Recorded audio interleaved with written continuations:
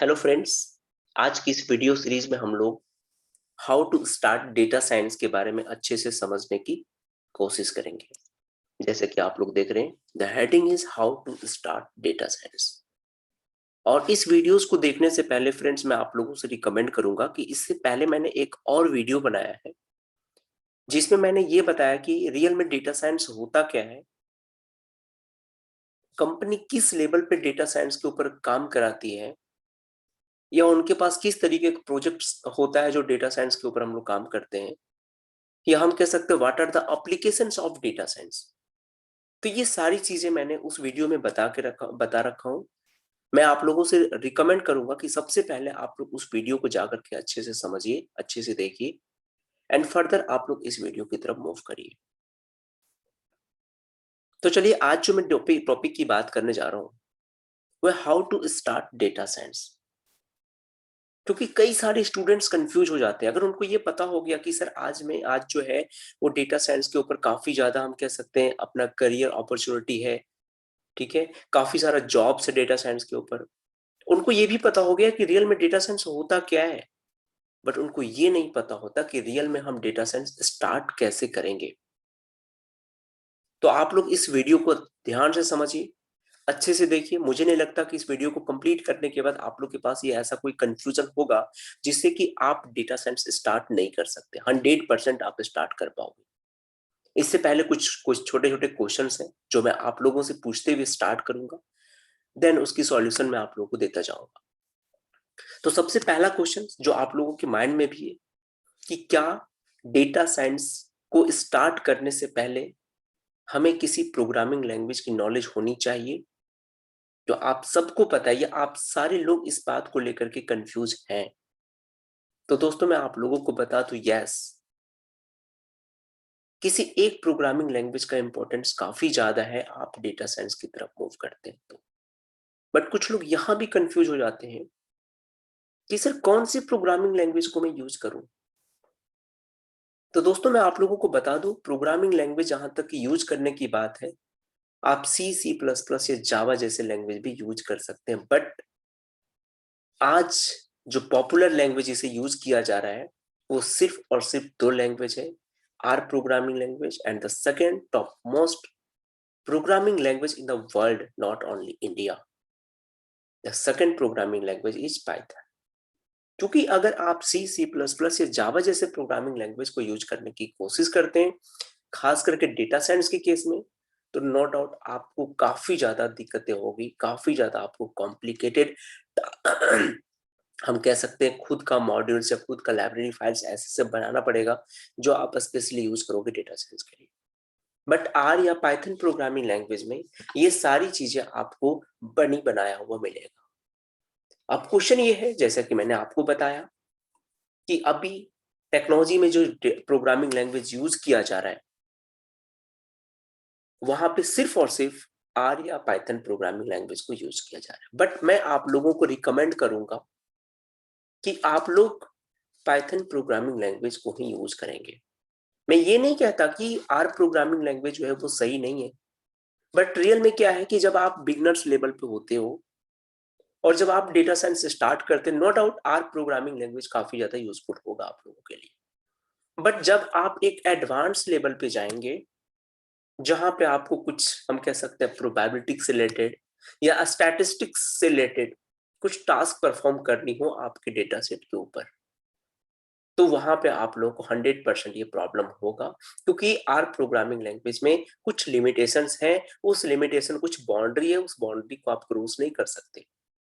अगर आप उस बाउंड्री से क्रॉस करने की कोशिश करते हैं, उससे आप आगे बढ़ने की कोशिश करते हैं, हम कह सकते हैं एडवांस में जाने की कोशिश करते हो, तो कहीं ना कहीं आपको पाइथन प्रोग्रामिंग लैंग्वेज की में आपको दोबारा मूव करना पड़ेगा। तो क्यों ना हम स्टार्ट ही पाइथन प्रोग्रामिंग लैंग्वेज से करें। और आज जो मैं आप लोगों को बताऊंगा दोस्तों, वो सिर्फ और सिर्फ उनके लिए जिन्होंने ये सॉरी डिसाइड कर चुके हो कि we start data science with the help of Python programming language. सिर्फ और सिर्फ उन्हीं के लिए ही। यहाँ पे आप लोगों को ये भी मैं दिखाऊंगा कि पाइथन प्रोग्रामिंग लैंग्वेज हमें क्यों करना चाहिए डेटा साइंस के लिए, किस तरीके की लाइब्रेरीज हमें मिलती हैं, क्या क्या डेटा साइंस में टास्क परफॉर्म करना है जो हमें पाइथन प्रोग्रामिंग लैंग्वेज के थ्रू ये सारे बिल्ट इन हम कह सकते हैं पैकेजेस हमें मिल रहे हैं। तो चलिए हेडिंग देखिए, सबसे पहले मैंने यहाँ पे लिखा है पाइथन डेटा साइंस। नाम से आप लोग कंफ्यूज मत होइएगा, पाइथन डेटा साइंस सिर्फ डेटा साइंस होना चाहिए, बट मैंने पाइथन डेटा साइंस सिर्फ और सिर्फ इसलिए लगा रखा है क्योंकि मैंने अभी आप लोगों को थोड़ी देर पहले बताया कि जो लोग पाइथन प्रोग्रामिंग लैंग्वेज को यूज करते हुए डेटा साइंस करना चाह रहे हैं, ये स्पेशली उनके लिए है। तो मैंने यहाँ पे पाइथन डेटा साइंस, तो सबसे पहले हमें ये समझना है, और आप लोग इस बात को ध्यान से समझिए, जैसे कि लास्ट वीडियो में मैंने बताया था कि data science is a collection of relative information from a data. तो जस्ट इमेजिन करिए, या मैं जस्ट इमेजिन कर रहा हूं कि आप लोग ने बहुत सारे डेटा से आप लोग रिलेटिव इंफॉर्मेशन डेटा को आप लोगों ने फैच कर लिया, एक्सेस कर चुके हो, चाहे वो कंपनी के रिक्वायरमेंट के अकॉर्डिंग हो या फिर आप लोग सेल्फ प्रैक्टिस के रिक्वायरमेंट के अकॉर्डिंग।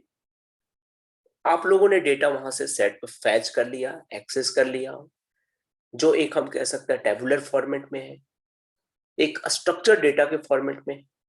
अब उस डेटा के ऊपर हमेशा दो टास्क पे आप परफॉर्म करोगे, हमेशा दो टास्क के ऊपर आप फोकस करोगे, जो आपको अभी लगेगा अभी कि रियली सर यही तो है। और वो दो चीजें क्या है? First is data analysis and the second part is data visualisation. दोस्तों अगर मैं डेटा एनालिसिस की बात करूं तो जस्ट इमेजिन करिए कि आपके पास एक स्मॉल ऑर्गेनाइजेशन का कोई डेटा आपने फैच कर लिया।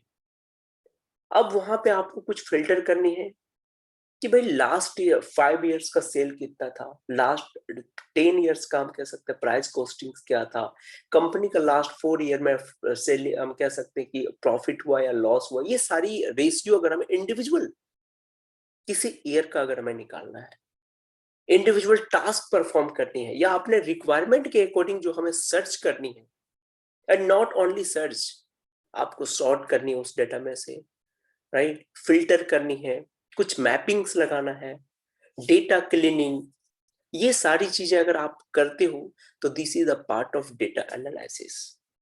इसे ही हम कहते हैं डेटा एनालिसिस। देख सकते हैं आप, the first part is data analysis. अब यहाँ पे डेटा एनालिसिस के लिए पाइथन ने हमें दो मॉड्यूल दे रखा है जिसका यूज सिर्फ और सिर्फ डेटा साइंस के लिए ही यूज करते हैं। हम कह सकते हैं डेटा एनालिसिस में यूज किया जा रहा है। The first module is numpy and scipy।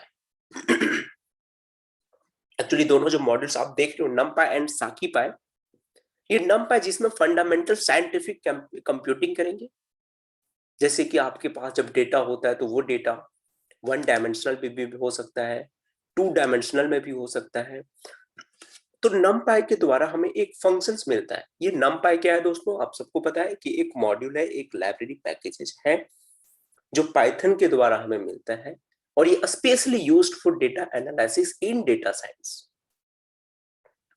और आपको ये भी पता है कि जब भी आपके पास एक स्ट्रक्चर डेटा में डेटा होगा तो वो डेटा 100% टेबुलर फॉर्मेट में होगा, and the meaning of tabular format is number of row and the number of columns.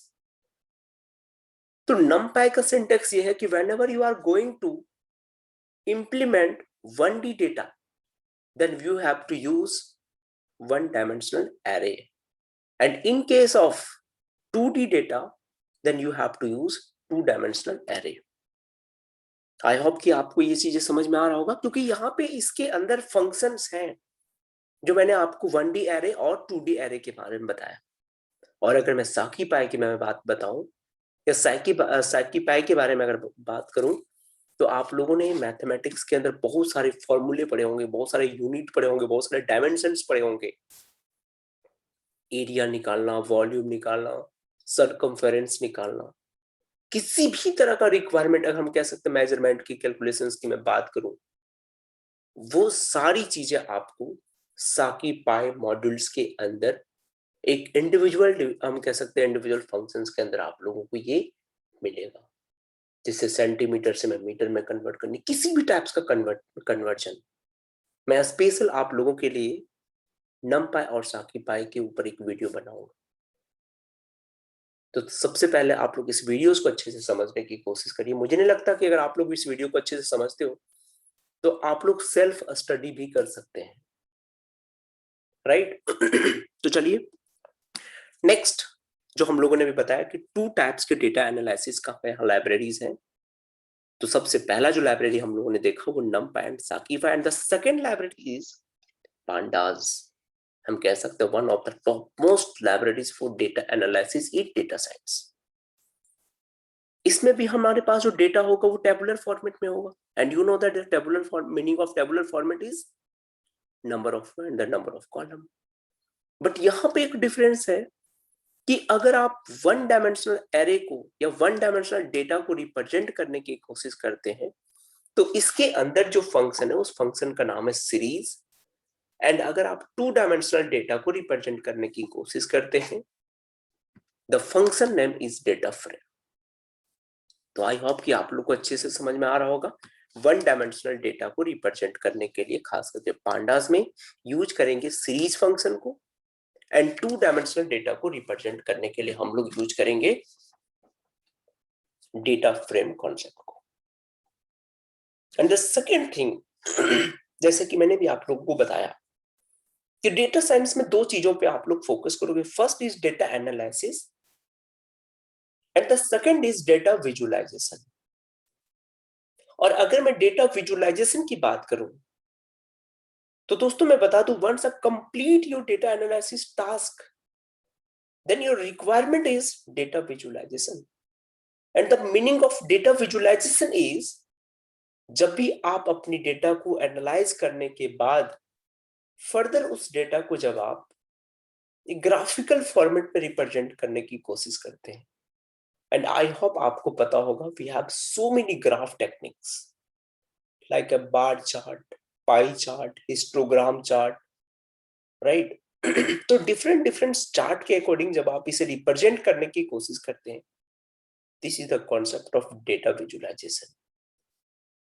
तो हम कह सकते हैं whenever you are going to show your data with the help of so many chart like a pie chart, bar chart, histogram chart, line chart, then we use the concept of data visualization। अब data visualisation में भी हमें Python के द्वारा built in module मिला हुआ है जिसका यूज सिर्फ और सिर्फ किस लिए करेंगे? डेटा विजुअलाइजेशन के लिए करेंगे। तो इसका जो फर्स्ट मॉड्यूल है वो है मैटप्लॉटलिब। आप लोगों ने सुना भी होगा नाम, और अगर नहीं सुना होगा तो आप लोगों को कोई रिलेटिव्स हैं या फिर आप लोग खुद से सेल्फ स्टडी करते हैं तो वहां पे इसके बारे में समझिए कि रियल में इसका इंपॉर्टेंस क्या है। अच्छे से अच्छे सॉफ्टवेयर्स आप बना सकते हो इसे यूज करके, अच्छे से अच्छे मॉडल आप तैयार कर सकते हो मैटप्लॉटलिब के कॉन्सेप्ट को यूज करके। And the next is actually matplotlib का यूज हम कहां पे करेंगे, आप लोगों को क्लियर होगा कि मैटप्लॉटलिब जो है बिल्ट इन लाइब्रेरीज है specially use for data visualisation, जिसमें बहुत सारे टाइप्स के हम कह सकते हैं चार्ट या हम कह सकते हैं ग्राफ को रिप्रेजेंट करते हैं, कह सकते हैं plotting and visualisation. And the second module is seaboard. actually seaborn is also used for data visualization, statical data visualization। Actually there is no any major difference between both of them, some minor difference हम कह सकते हैं कुछ advance है seaborne के अंदर, जो आप डेटा को बेटर लुक एंड फील हम कह सकते हैं वहां पे, और अच्छे से एडवांस लेवल में आप रिप्रेजेंट कर सकते हो उस ग्राफ को, जो ग्राफ आप ऑलरेडी मैटप्लॉटलिब के अंदर यूज कर चुके हैं। तो इस तरीके से हम लोग जो है कंप्लीट टास्क को परफॉर्म करेंगे, एंड हम कह सकते हैं sort data science is nothing, it's just a combination of data analysis and data visualisation. Actually इसके बाद की कहानी आप लोग को मैं आगे की वीडियोज में बताऊंगा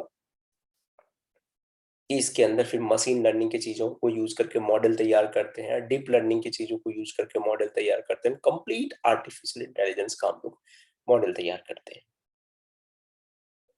एंड इसके बाद मैं आप लोगों को बता दूं कि इसके बाद में एक वीडियोस आप लोगों के लिए बना के लाऊंगा जहां पे स्टूडेंट्स इस बात को लेकर के कंफ्यूज होते हैं कि सर डेटा साइंस को मैं चलिए ये तो कंफर्म क्लियर हो गया कि डेटा साइंस के लिए आप लोग पाइथन प्रोग्रामिंग लैंग्वेज को यूज करेंगे।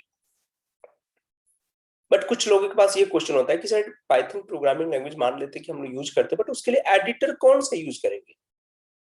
तो जैसे कि मैं हमें हमेशा अपने स्टूडेंट्स को रिकमेंड करता हूँ कि जब वे लोग पाइथन प्रोग्रामिंग पे होते हैं या पाइथन प्रोग्रामिंग लैंग्वेज स्टार्ट करते हैं, तो उन लोगों को कहता हूँ कि आप सिर्फ और सिर्फ पाइथन में जो बिल्ट इन आईडीएलई होता है, integrated development environment of Python, आप उसे ही यूज करेंगे। बट जब स्टूडेंट्स को लगता है कि अपने पाइथन बेसिक टू एडवांस करने के बाद डिफरेंट डिफरेंट फील्ड में जाने की कोशिश करते हैं, जैसे कुछ लोग कहते हैं कि सर मुझे पाइथन करने के बाद web application like Django framework की तरफ मूव करना है, तो मैं उसे रिकमेंड करता हूँ कि आप लोग पाइचार्म यूज करिए। जो लोग को लगता है कि मैं डेटा साइंस की में मूव करनी है, देन जुपिटर नोटबुक यूज करना है। अगर उनके बाद उन्हें लगता है कि हमें मशीन लर्निंग, डीप लर्निंग या आर्टिफिशियल इंटेलिजेंस की तरफ मूव करना है, तो मैं उन लोगों को रिकमेंड करता हूँ कि आप लोग एनाकोंडा यूज करिए, स्पाइडर यूज करिए, विजुअल स्टूडियो कोड यूज करो। तो डिफरेंट डिफरेंट हम कह सकते हैं प्लेटफॉर्म के लिए डिफरेंट डिफरेंट आप एडिटर यूज करोगे। बट नेक्स्ट वीडियोस में आप लोगों को लेके आऊंगा, जैसे कि मैंने थोड़ी देर बाद पहले बताया कि डेटा साइंस के लिए स्पेशली जो हम कह सकते हैं एडिटर यूज करेंगे, वो होगा जुपिटर नोटबुक। तो इसके नेक्स्ट वीडियो में मैं आप लोगों को बताऊंगा कि how to install Jupyter notebook and also how to work on Jupyter notebook on the task of data science. तो आई होप कि आज की वीडियो ये आप लोगों को समझ में आ गया होगा। इवन आप लोगों को कहीं कोई डाउट होता है तो आप लोग कमेंट सेक्शंस के थ्रू मुझे कमेंट करिए, मैसेज करिए। मैं कोशिश करूंगा जो भी डाउट, जो भी प्रॉब्लम्स है आप लोगों के पास, कमेंट्स के थ्रू मैं आप लोग को रिप्लाई दूं। जो भी सॉल्यूशन चाहिए आप लोग मैसेज के थ्रू मेरे से पूछ सकते हो इस वीडियो से रिलेटेड। तो आज के लिए यहीं तक। Okay bye, thank you.